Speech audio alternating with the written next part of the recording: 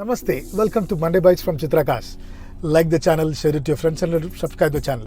And write your comments in the comment box. And thanks for encouraging me in more videos.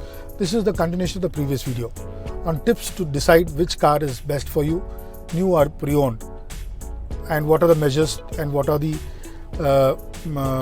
precautions you should take in deciding the car.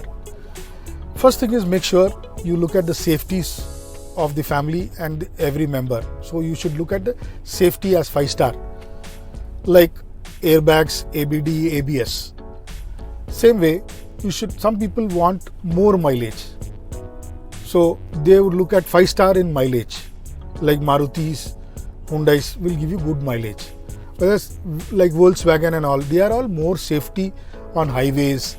They are built, the chassis are built so excellent design that you are safe in the car.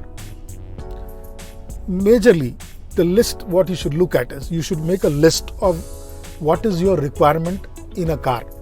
Like some people want mileage, some people want safety, some people want comfort, some people want power in the car.